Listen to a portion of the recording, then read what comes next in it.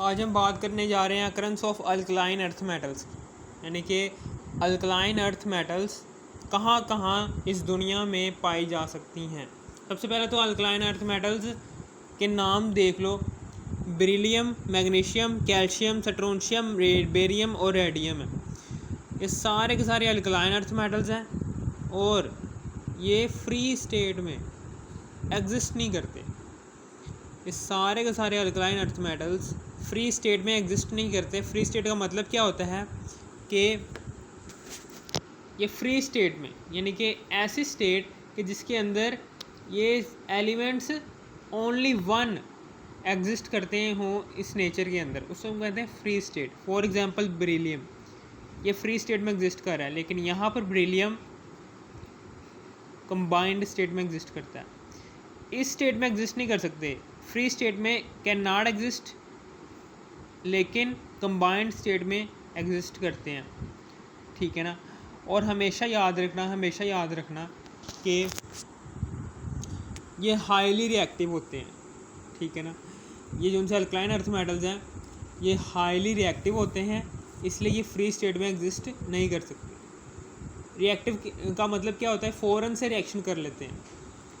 Highly reactive का मतलब क्या है? ये फ़ौरन से रिएक्शन कर लेते हैं। रिएक्शन करने के बाद ये कंबाइंड स्टेट में प्रेजेंट हो जाते हैं नेचर के अंदर, जबकि फ्री स्टेट गायब हो जाती है इनकी, ठीक है ना। और हमेशा याद रखना कि इतने ये अल्कली मेटल से कम रिएक्टिव होते हैं, ठीक है ना। इतने ये अल्कलाइन अर्थ मेटल जो उनसे हैं ये अल्कली मेटल से कम रिएक्टिव होते हैं, और इतने ज़्यादा भी कम रिएक्टिव नहीं होते कि ये फ्री स्टेट में एग्जिस्ट कर सकें। करते ये भी कंबाइंड स्टेट में ही एग्जिस्ट। ये वाली बात लाइन लिखनी है कि alkaline earth metals is also exist in combined form. ये कंबाइंड फॉर्म में एग्जिस्ट कर सकते हैं ड्यू टू हाई रिएक्टिविटी, क्योंकि इनकी रिएक्टिविटी हाई होती है, इसलिए ये कंबाइंड स्टेट में एग्जिस्ट कर सकते हैं।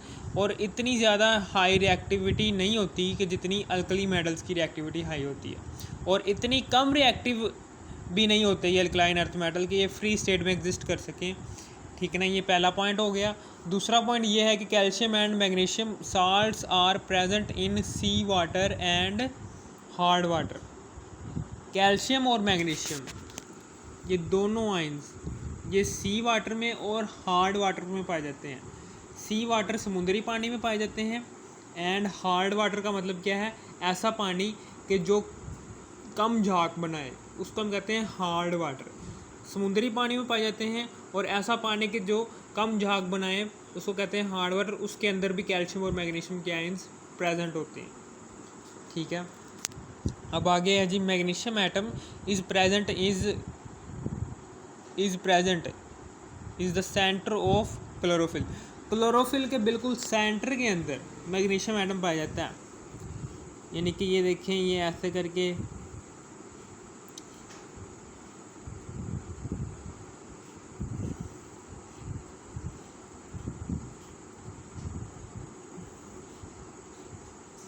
ये ऐसे करके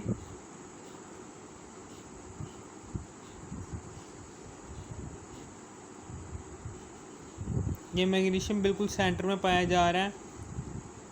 चारों तरफ रिंग से बने हुए हैं और उसके बिल्कुल सेंटर में पाया जा रहा है। ये क्लोरोफिल के बिल्कुल सेंटर में पाया जाता है। Magnesium atom is present in the centre of chlorophyll, ठीक है ना। इसी तरीके से आगे है जी, calcium is present in teeth. Calcium जो सा होता है वो प्रेजेंट होता है दांतों के अंदर, हड्डियों के अंदर और प्लांट्स के अंदर। प्लांट्स के अंदर खसूसन सेल वॉल के अंदर पाया जाता है, ठीक है ना।